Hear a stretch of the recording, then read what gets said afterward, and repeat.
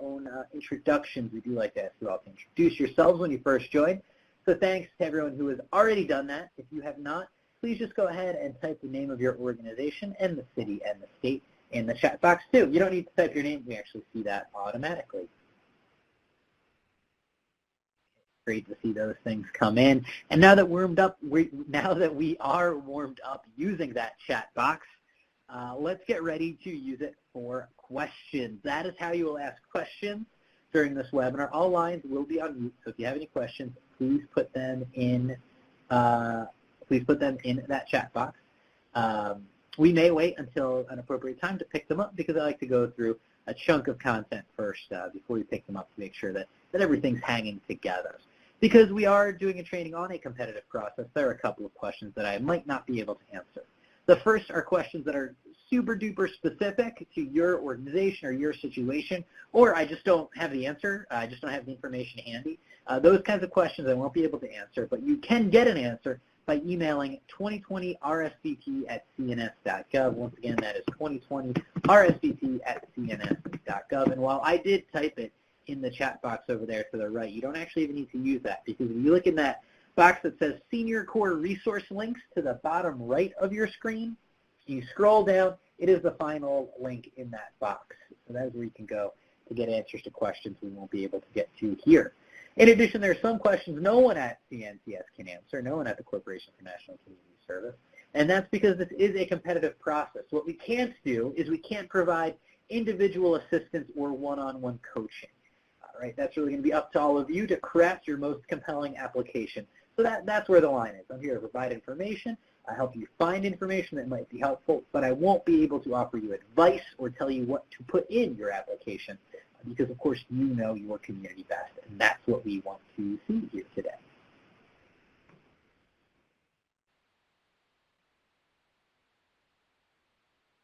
Today is the last in a series of 5 webinars, but they will all be repeated. So we'll do just a little bit of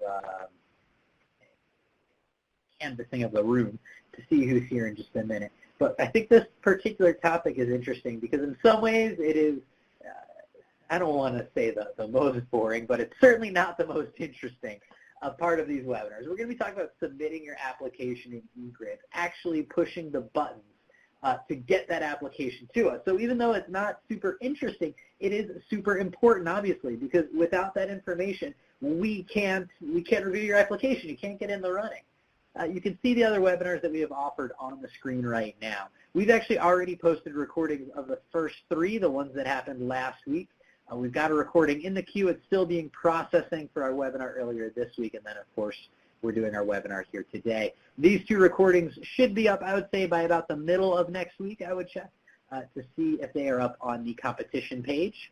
And if you don't know what that is, it's a super important resource referenced at the bottom of this screen and also the very first link in your Senior Core Resource Links box. So that's how you can review the recordings, but if you want another live training experience, or maybe if you missed one and you want to ask a question, we're going to offer all of these webinars one more time. That's right, we repeat everything at least once so people have multiple opportunities to come and learn. So if you want to come back to one of our other sessions, please do. We are focusing in this session on submitting your application to eGrants, so that's where I'm going to be spending the most of my time on my content. If you want to know more about national performance measures, as a good example, I'm going to be limited in how much information I can share about that here because I want to really focus on what people came for, which is working with our electronic grants management system.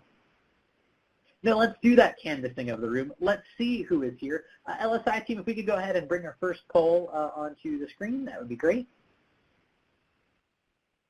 These will look familiar to those of you who have attended some of our other webinars, but we like to get a sense of whether things are changing webinar to webinar or not.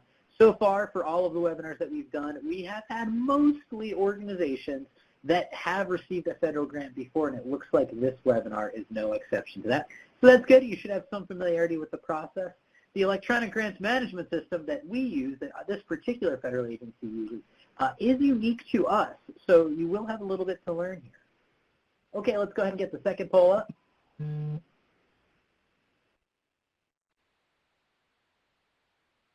All right, now we want to know how well you know our particular program. I work for a federal agency, a small federal agency called the Corporation for National Community Service. We've got many different programs. We're here to learn about the Senior Core program, and in particular RSVP.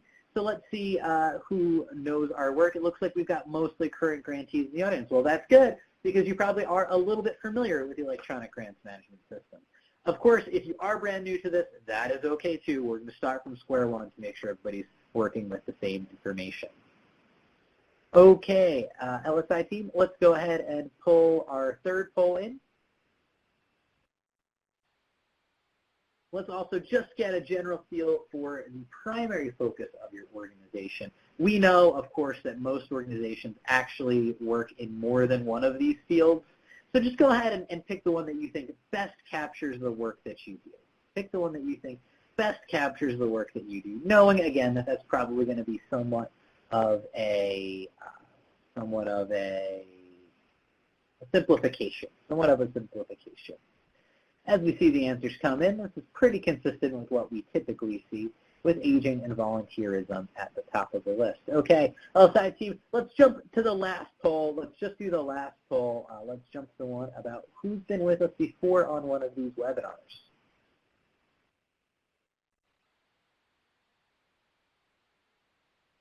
Okay, we just want to see who's been with us here before. I do see a lot of familiar names in the participant column. That is always nice.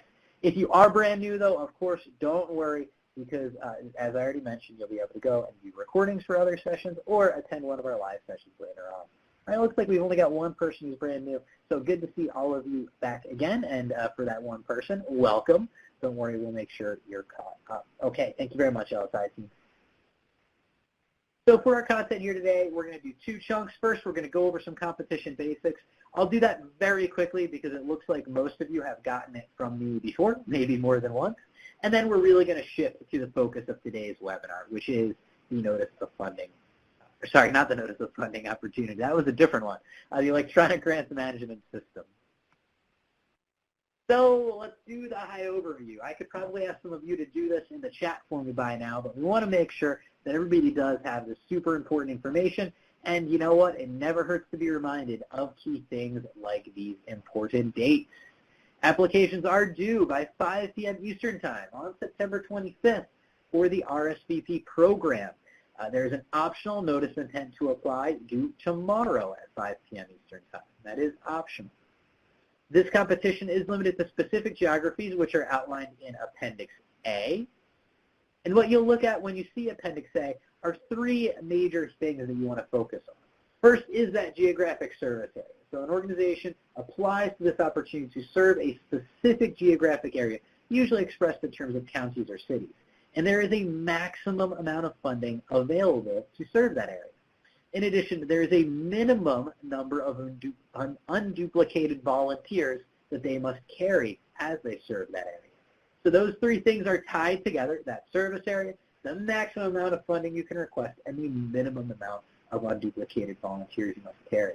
That means for a question like how much money can I request, I actually can't just give you one answer because there are many different answers depending on the opportunity you're applying for.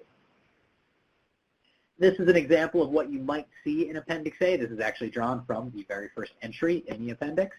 So not picking on Alabama or anything, it's just the first one on the list there. And we've got 228 opportunities just like that from 45 states. So a good breadth of opportunities across the country. And you can see again how we've got that opportunity number that identifies the specific opportunity, the maximum amount of funding available, the minimum amount of unduplicated volunteers you need to serve that area, and then the specific area that is in play for that particular service area. The most important document for you to know about, or for you to read in full, is the Notice of Funding Opportunity. As I already mentioned, we actually did a whole webinar just on that document. It's so important. And that's because it answers questions like this. What kinds of projects are we hoping to fund? What information should I include in my application? What is the review process? How long is the award? All of those nitty-gritty details are any matching funds required. Of course, we went over many of them in this webinar series, but that is no substitute. That is no substitute for reading it yourself. You can find it on that competition homepage, that first link in the Senior Core resource box, and it's right there at the top of this section. There's lots of other great tools there. In particular, today, we're going to be focusing on this tool, the grant application instructions. That tool is your guide to navigating our electronic grants management system step by step, point and click instructions. So basically, everything I say today will be said in there in more depth. So when it comes time to actually put your application in, and when it comes time to submit, that is what you will want to use. All right, we've got the preliminaries out of the way. Now we're going to start off with some key tools and tips for using eGrants. eGrants is what we call our electronic grants management system. It's a specific system to CNCF. As I've already mentioned, it helps us get information in a standardized way, so that way we can use it after the award to aggregate things, disaggregate things, makes it easier and quicker for us to review so we can get results back out to you all quicker. Hopefully it gives you some formats to use in preparing your applications. But it is a technology system, and like any technology system, you need to keep a few things in mind when you are using it. Now I know we've got lots and lots of people who have been here. We've been at some of our other webinars right now. So I would actually like to invite some of our more experienced learners in the chat box. Do any of you know what kinds of tools and tips I might give about working with the electronic grants management system, eGrants, to our audience here? Before I give you my tools and tips, which ones have you all heard me say maybe throughout the course of this webinar? These are sort of 5,000-foot tips. We're not talking about specific screens. We'll get to that. But big picture, what are some recommendations you have heard as you've gone through this training process?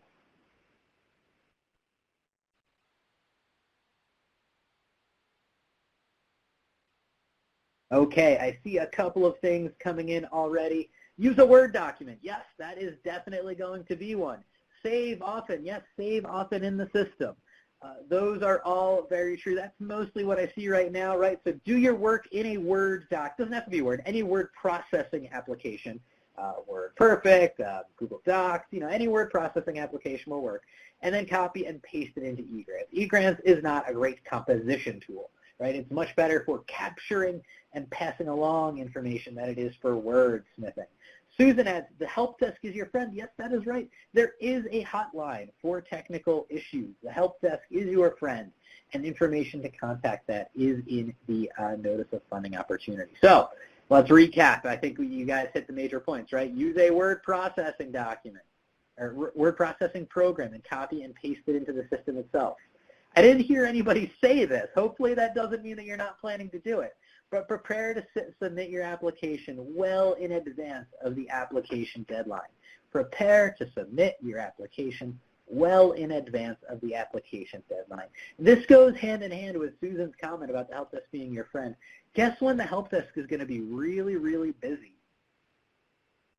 September 25th at 4:25 p.m., right? We don't want to have to go to the help desk at September 25th at 4:25 p.m. Instead, we want to go to the help desk at September 9th, 10th, 12th, something like that. So we recommend 10 business days. Of course, it is up to you, but the earlier, the better. So that way you can be able to adapt, you can be able to use the resources that are available to you. So by now, you should already be fairly far along in your application development, getting ready to submit that application in eGrants. This next one kind of goes along with the first one. There is a particular tool called the Work Plan Development Worksheets that you can use to plot out your national performance measures. We talked about them quite a bit on our last webinar that was all about national performance measures. They are templates that you can use because, as you'll see, your work plans aren't just written. They're not just a narrative. They're built. They're constructed. They're almost like tables. So you need to use that specific formatting when you're developing them, and the Work Plan Development Worksheets can help you do that. Before you submit your application, print it from eGrants. There is a 15-page limit, and how you will know the actual pages that your application is by printing it out from the electronic grants management system itself. That is how you know how long it is. So do that before you submit it, so that way you know you are within our page limit. And finally, if you have any problems, use the National Service Hotline. That is so important. I'm actually going to take a second right now and navigate to where that contact information is in the notice of funding opportunity. So you all can see it, so you know exactly where to go. There are two ways to contact them, via phone and also via a web form. So instead of just like an email box, they have a specific form, and that lets them capture information at the beginning so they can serve you quicker. When it comes to those technical issues, 2020 RSVP at cns.gov is not your best place to go, because the technical issues, that really is about eGrants, and you get that information at the National Service Hotline. So I'm here on that RSVP competition page that I mentioned, the first link in your resource links box. And I'm going to go down the page. I just want to highlight the grant application instructions. That's the document I mentioned earlier that the information I'll be sharing today is mostly drawn from.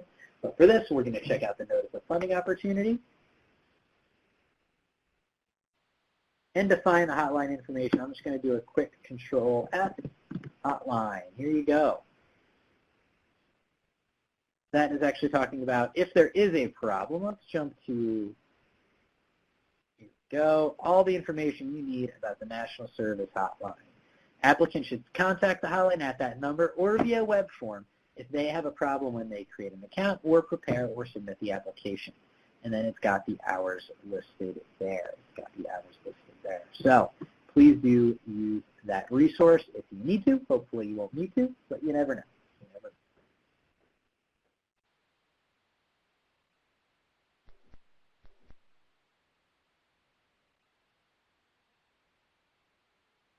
Now that we've got some tips out of the way, let's enter. Let's enter eGrants. And this is the screen, the first screen you will use or you will see when you try to enter eGrants. As you may be gathering, you need to first create an account. If you have not already, well, let me just say this. You all probably should have already created an account by this point in the process. So if you haven't, please go ahead and do that. I'm not going to give detailed instructions on how to create an account here because I want to focus on the application process itself, but there is information about that in that tool that I referred to earlier, the grant application instructions. You need to have an account before you ever get to this stage, but we're going to go ahead and we're going to log in. When we log in, we see this page. This is not only the system we use to get new applications, it's also the system our grants live in. So if you are awarded an RSVP application, you're going to come back and you're going to manage that grant in many different ways through this system. And that's why you'll see all of this information there. It's also not just unique to Senior Corps or RSVP. It's used across all of the Corporation for National Community Service. So how do we know what's right for you? Well, you're going to start by clicking New because you are, in fact, submitting a new application. So you're going to start by clicking New. And then it's going to ask you to select a NOFA. I'm not going to get into the technical differences between a NOFO or a NOFA. They're essentially the same thing for your purposes. So in the system, you will see the word NOFA. And you're going to go follow this drop-down menu and look for FY 2020 RSVP competition. And that will get you started. It'll take you to a screen that looks like this. If you look over at the left here, this is an outline of everything that you will need to submit. So over there on the left, you've got that outline. This is all the information that you're going to need to submit for your application. It also auto-populates with some information about the NOFA. You're going to want to double check that that's right. And it'll pull in some information from that account you created. You're going to want to check to make sure that is right too. We're going to circle back at the end of this process and talk a little bit about that authorized representative line. It's pretty important. But now we're just going to kind of work our way through this outline. Right? We're just going to work our way through this outline. And it starts with our narratives. As you can see, the narrative section has a number of subsections. Can anyone tell me where I could go to learn about what I should put in each subsection? Where might I find some information about the information that CNCF is looking for in these different subsections? That's an actual question, and somebody should feel free to chime into the chat box if they know the answer. Where could I go to learn what to put in those sections?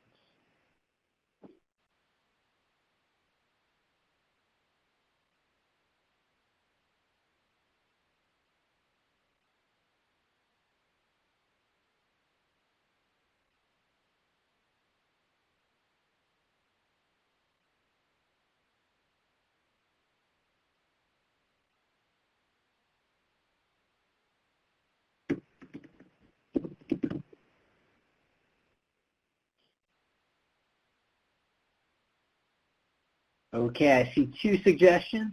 Carol and Mary both say the grant application instructions, and that is right. That describes those fields and gives you some more information about, what to put in there. Another essential tool is the NOFO, because that includes the criteria.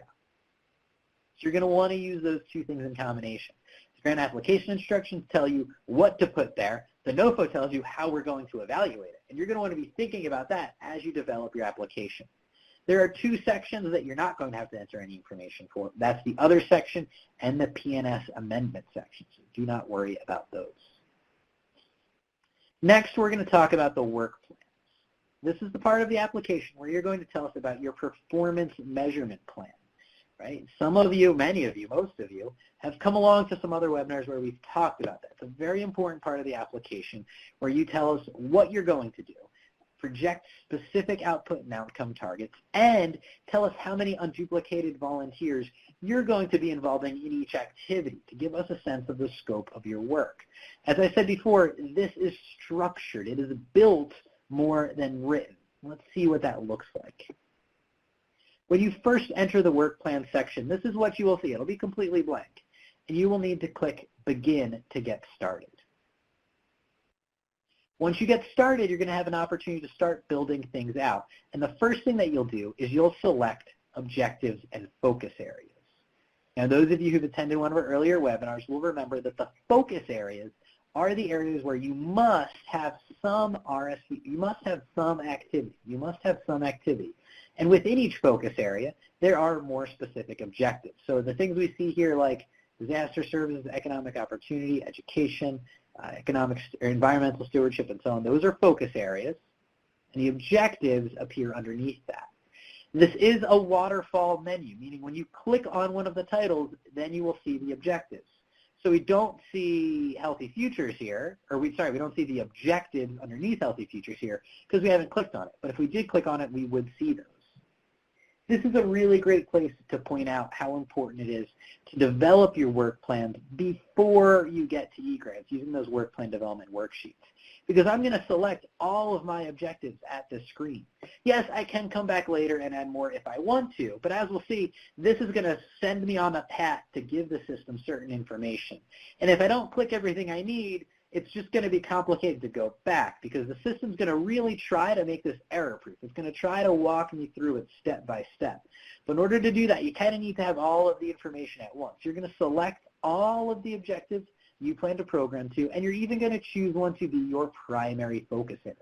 And that is the focus area where you expect to make the greatest impact. Once I've done that, I can click Next. And it takes me to this screen. Now, you're not going to see anything up at the top at first because that's meant to summarize the work plans you have built. But what you'll do is you'll start building them down here. And you'll take them one at a time. So you'll build each work plan one at a time, providing it with this specific information. Now, one of the most common issues that we see at this stage is assuming that the size of the text box that you see on the screen, right, the size of this box right here or the size of this box right here, indicates how much information we want. That is not the case. To understand what to put in these fields, you're going to want to consult the grant application instructions again, because they give you exactly what a complete community need definition is, for an example. And you want to make sure that you're meeting those requirements. So the size of the field on the screen has nothing to do with how much information we want. Another reason why you're going to want to use the worksheets to develop things beforehand so it's easy to just copy and paste them in. You'll also see here again another screen where you are choosing from information that you've already provided. So we identified our primary focus area back on this screen. And then when we get to this screen, when we choose primary focus area, that'll pull up the objectives associated with that primary focus area.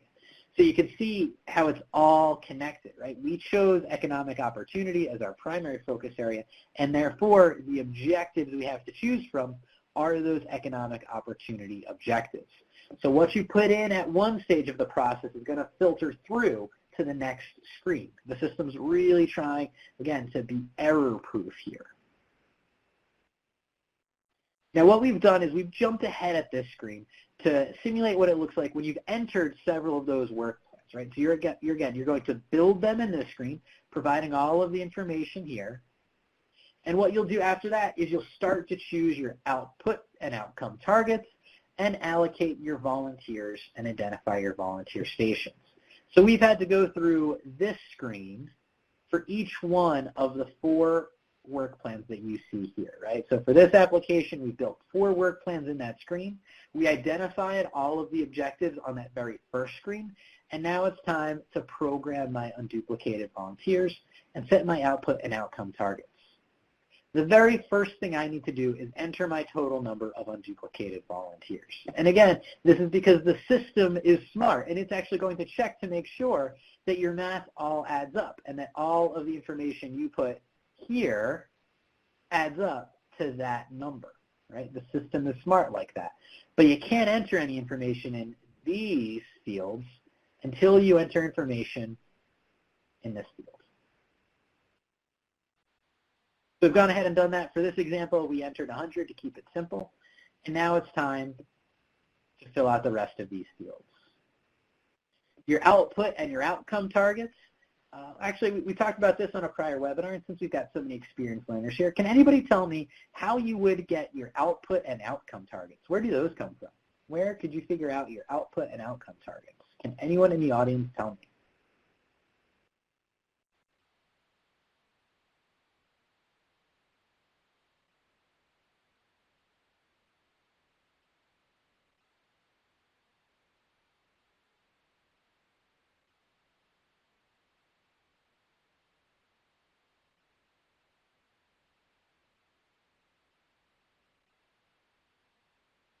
Okay, Trista starts us off with the best guess of what you can accomplish. Yeah, Trista, that's right. Lauren says past experience, research stations. Richard says the expectation. So what we're really looking for here, you guys are all on the right track.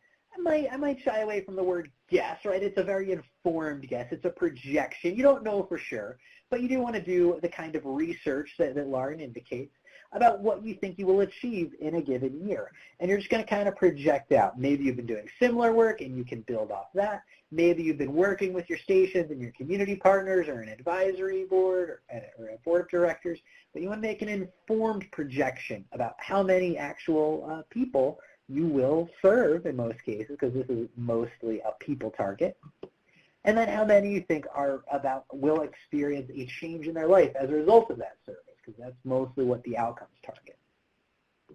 Then you will get to your unduplicated volunteers column, right? And this is the one that has to add up to 100. This is the one that has to add up to 100. This is also the column that's most relevant when we're talking about how many unduplicated volunteers you must program into national performance measures. Can anybody remind me of the figure that you must divide the amount you're applying for by to get the number of unduplicated volunteers that must be programmed into national performance measure work plans? That is a mouthful. I'm going to repeat it. What is the number that you must divide the amount you're requesting for to identify how many volunteers you must program into national performance measure work plans? Great.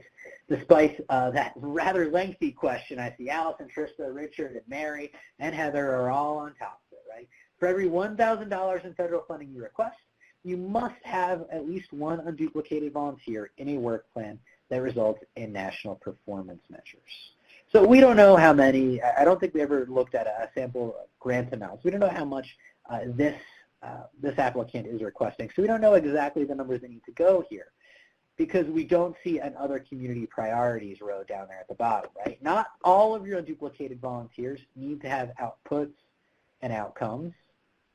Some can go into what we call other community priorities, but they do all need to add up to that 100 number. If that's not familiar to you, if you're struggling to follow me, I recommend looking out for the recording of our National Performance Measures webinar, or attending it when we do it a second time early next month. I'm going to go ahead and allocate those. I'm going to tell CNCS, tell me really. No, I don't actually review these. You're going to tell us, you're going to tell my colleagues and some external reviewers the number of total volunteers contributing. And as we discussed again on our webinar earlier, this number can count people more than once. So you might have one volunteer who volunteers in financial literacy activities and also volunteers in K-12 success activities. They can only show up once in this column, but they can show up more than once in this column. They can be counted both here and here. Finally, you'll tell us the number of stations involved in that particular activity. Woo! Okay, so we've built our work plans. We've allocated our volunteers, and then the system is going to give us some summary charts and tables. These are for your information only. They're just helpful ways to look at the information. They don't actually tie directly to any of our requirements. And then when you click Validate Performance Measures, that's really just going to check to make sure that you completed all the information you needed to complete. Know that that is not going to do any math for you, right? That is not going to check to see how many unduplicated volunteers you programmed into national performance measures. It's not going to look at your community need and say, oh yeah, that's a complete community need statement. It's really just going to check to make sure that the information is complete. Let me pause here before we move on and see if we have any questions.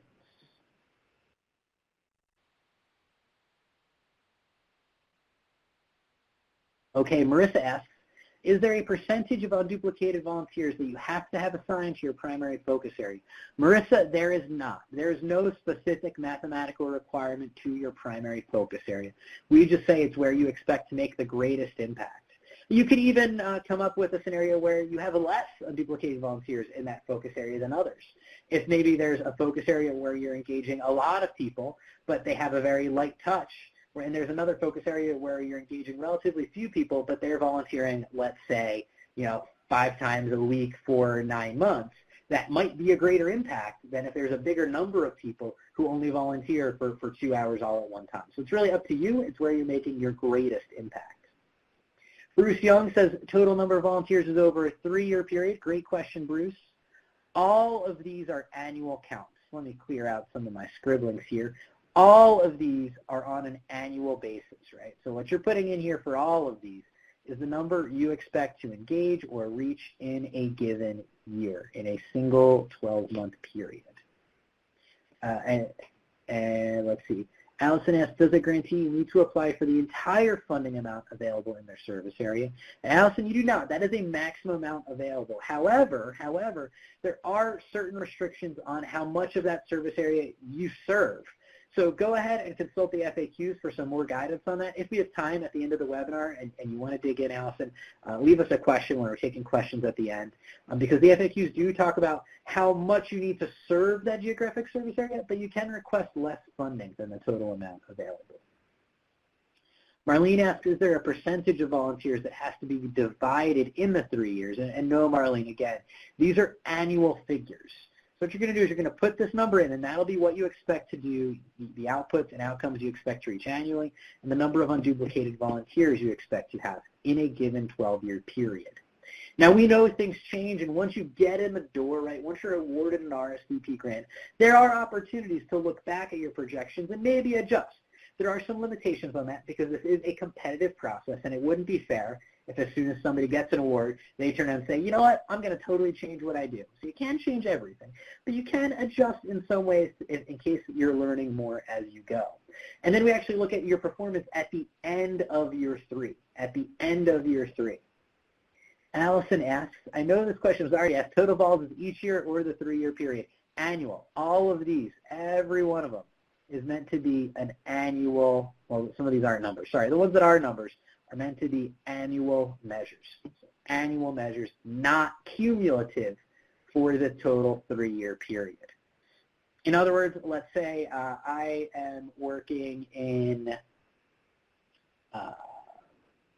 Bosworth RSVP. I'm making up a name, Bosworth RSVP. I believe the Battle of Bosworth's anniversary was just this past week. So Bosworth RSVP. Each year I expect to have, let's pick 25 unduplicated volunteers. It's an unrealistically low number, but work with me for the sake of the example. Each year I expect to have 25 unduplicated volunteers. Over 3 years, that would be 75 volunteers, right? What should I put in here in number of unduplicated volunteers? 25 or 75? And let's assume I only have one work plan. Okay, I see one answer. Let's get some more just to make sure everybody's following.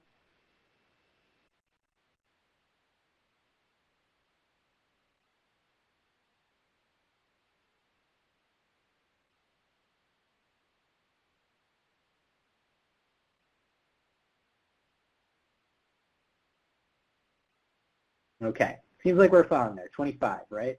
All right, now let's make it a little more complicated. Let's say I have 2 work plans. Let's say I have 2 work plans. And let's say in one year, 12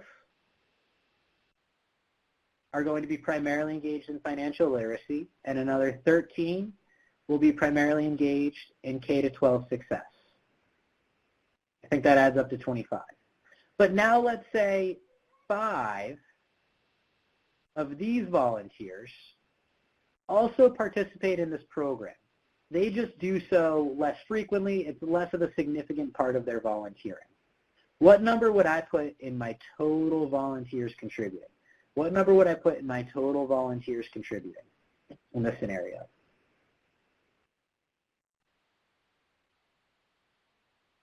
Remember, we've divided the 25 among the 2 work plans. Now we've got 12 down here and 13 down here. We've got 2 work plans. We've divided the 25 now. Okay, I see one answer. Does anyone else want to suggest an answer?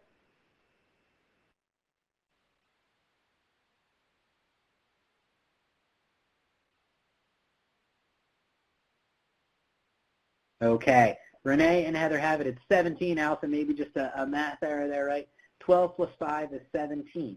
And note, that's going to be the same thing, even if they're all doing it again the next year, right? Because it's annual. So the next year, if all my plans are the same, I would still see 17 in that field up here, not, what would that be, 34, not 34, 17, because it is annual, Okay, hopefully that clarified things.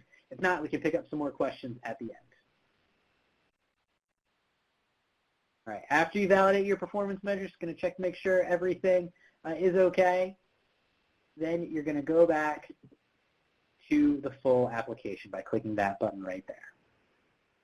We're going to move through these next sections fairly quickly. You have a section for your required documents. Note that this is kind of just like a checklist for you. So you will send those to us via email. There are detailed instructions in the Notice of Funding Opportunity and the grant application instructions, of course, but they don't update automatically just when you send them in. So you have to go back and tell us / yourself what you sent in. So this is kind of like a checklist for you to use as you go through those instructions to think through what you have already provided us. And then you get to the budget section. Right? See, so the next section after documents is the budget section divided into 2 screens. Couple of things to point out here. To enter information, you're going to have to add a new budget item for some of these fields. For others, you'll see that we've got them already pre-built in. And we have them already pre-built in. You're going to click Edit. And that is how you will enter your budget information. Finally, let me go back to this outline here. Not finally, almost finally. We get to the station roster information. And the station roster is a tricky screen. So I'm actually going to go to our FAQs, and we're going to look at that together so that there's absolutely no question about what to do with the station roster screen, because it is, again, a tricky, tricky screen.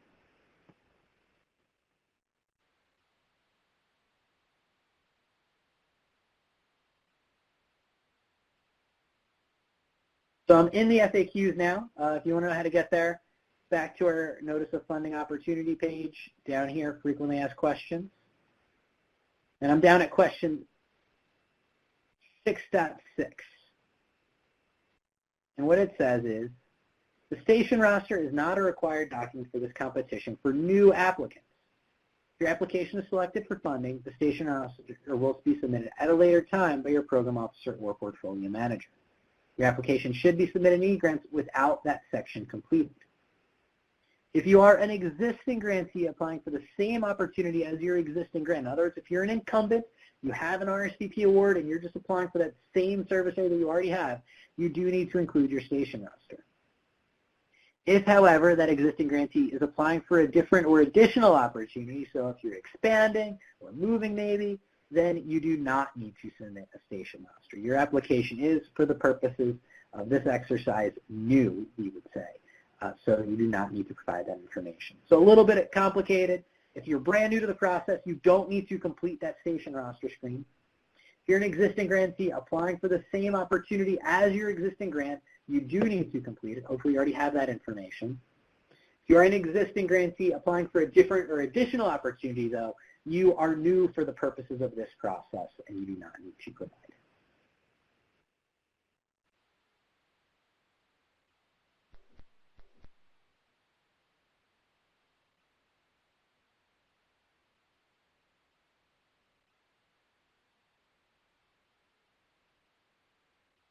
Just catching up here. Okay. Finally, we get to the authorize and submit screen. Authorize and submit screen. Now, I mentioned at the very beginning of the webinar that that authorized representative field is important. This needs to be completed by a person who is able to legally bind your organization contractually. Now, the title of that person will vary organization to organization. Could be an executive director very often. That's the title I hear the most, but it might vary. But the key thing is it needs to be that person who has the ability to bind an organization in a legal capacity. So in many cases, that might not be the person who is completing the application itself. So you're going to have to create this authorized representative an account too. And I bring that up because I don't know about you guys, but in my experience in working with people at that level, sometimes you might need to get on their schedule. Sometimes you might need to work with them to complete the process. So that is how, and you'll do it actually when you are signing up for your account. So I'm going to go back again to our FAQs.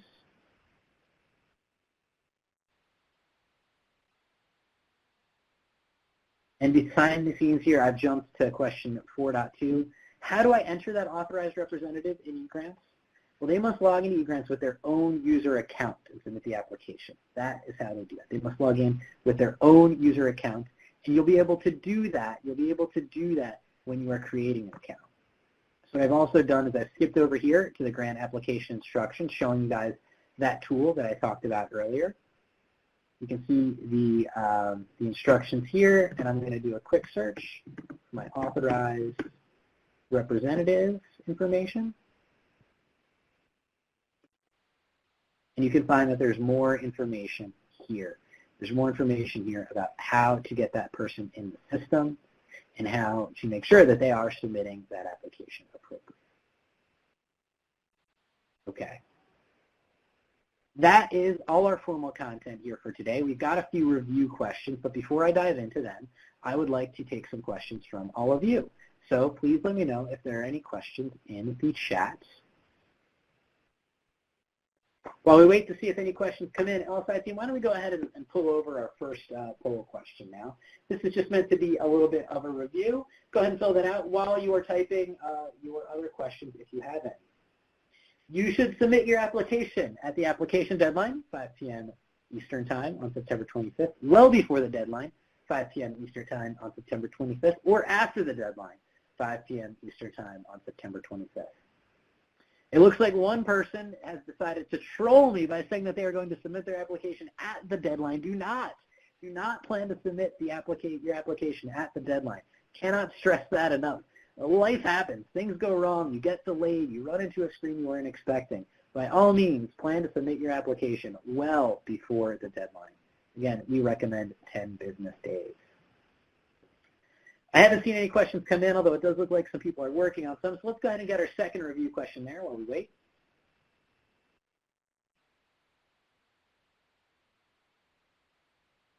Okay, we talked about a tool, both in this webinar and actually in our last one, about national performance measures that you can use to plan your work plans before you enter them into eGrants. Who remembers the name of that tool?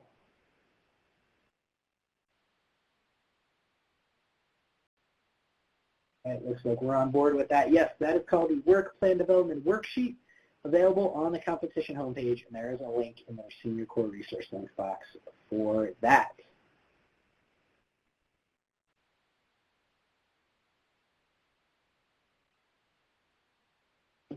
Okay, we have one more review poll. LSI team, let's go ahead and bring that in while we wait to see if you have any questions. I haven't seen any yet. Okay, if you have technical issues, should you attempt to solve them on your own for as long as possible? move on to other parts of your application and return to them at the application deadline, or contact the National Service Hotline using the information provided.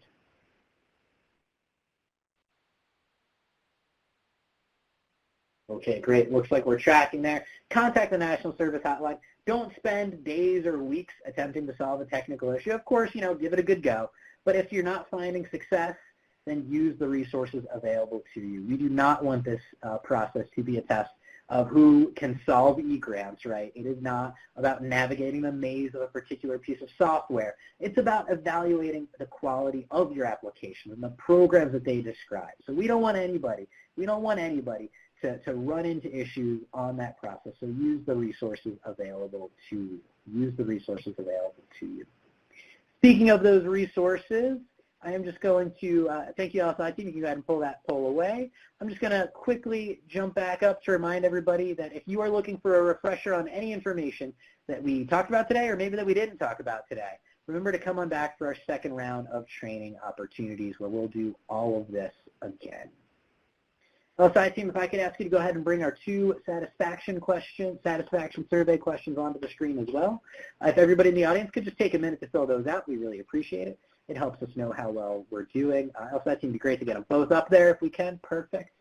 And while people fill those out, I want to do one last call for questions. We're not necessarily done yet. We've got plenty of time. If anyone has any questions that I can answer while people are filling this out.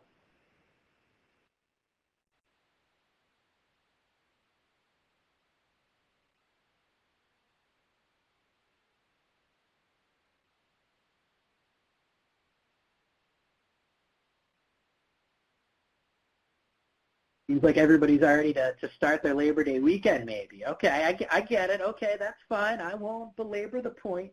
I'm going to do one last call for questions.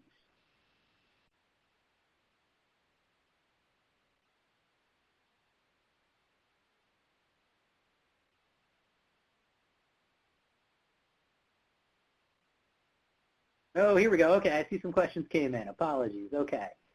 Allison asks, to do the search function on the document, what key is that? That is Control F. That is Control F. And it looks like maybe these all just came to me now. I apologize if I wasn't seeing them. But don't worry. We got plenty of time today. We're going to go through each of these.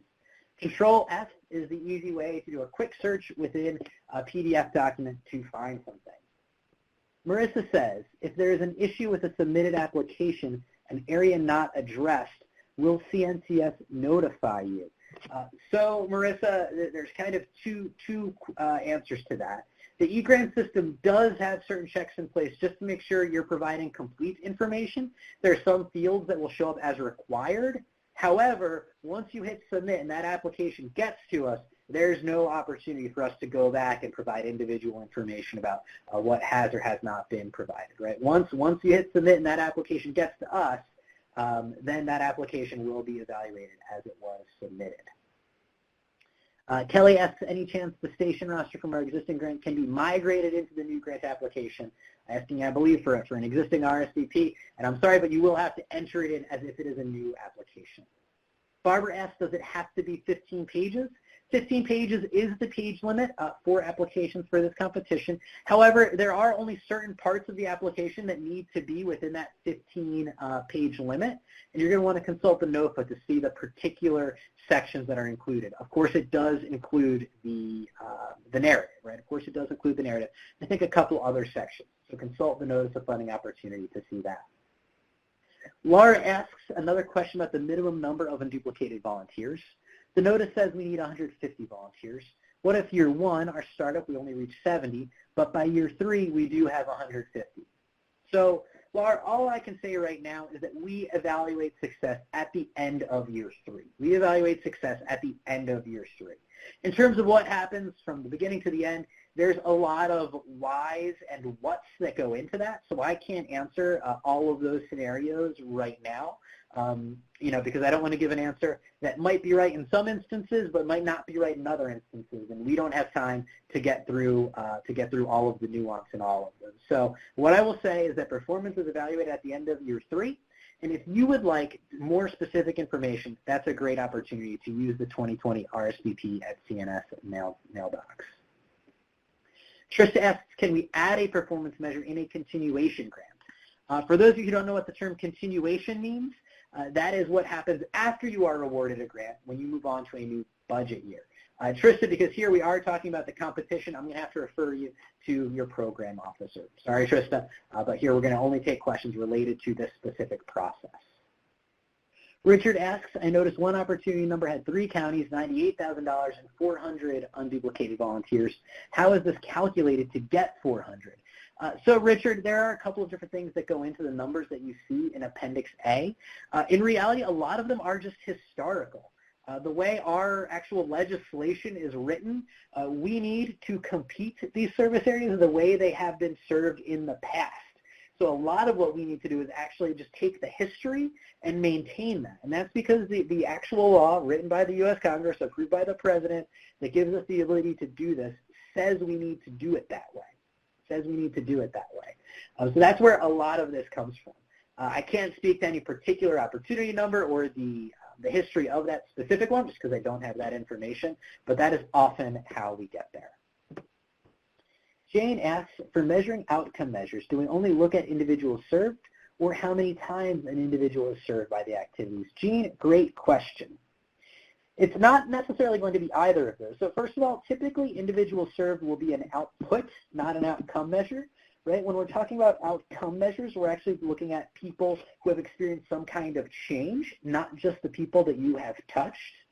And then in terms of any one particular measure, you will want to consult Appendix B to the Notice of Funding Opportunity, and that will tell you how we actually expect things to be measured. It doesn't often get to that level. It doesn't often get to the level of telling you exactly what the right dosage is. That's the technical term for what you're talking about, a dosage, and that's going to be up to you to tell us, and for you to tell us why you think that's right. So it really will depend on the activity. You could have an activity where it doesn't matter significantly whether an individual is being touched many times or not. An example of that might be volunteer income tax assistance, right? You're probably only working with a given individual a couple of times in a volunteer income tax assistance framework. But if you're looking at something like education, well, you're probably not improving someone's academic performance with one interaction.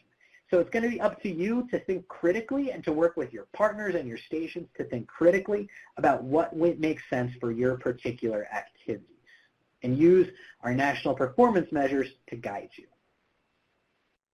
Marlene asks, is the amount stated for one awardee or to be divided on how many? Each service area listed in Appendix A will have one awardee, and there is an FAQ about that. I can give you the reference. Hang on here as I have my FAQs up.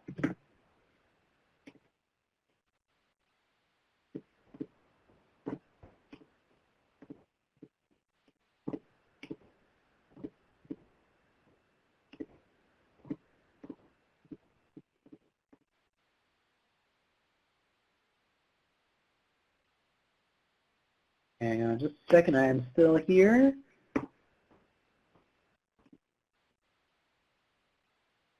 Okay, that's question 8.5 that talks about each opportunity being awarded to one organization.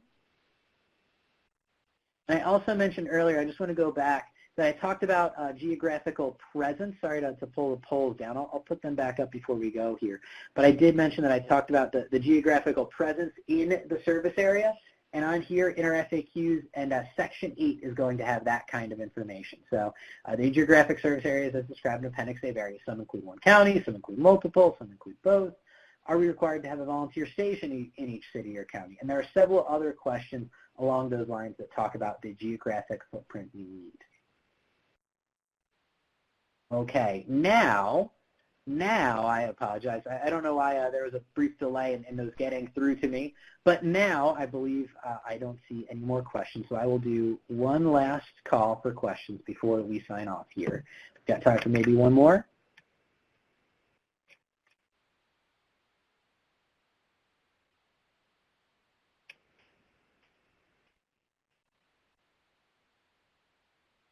Okay.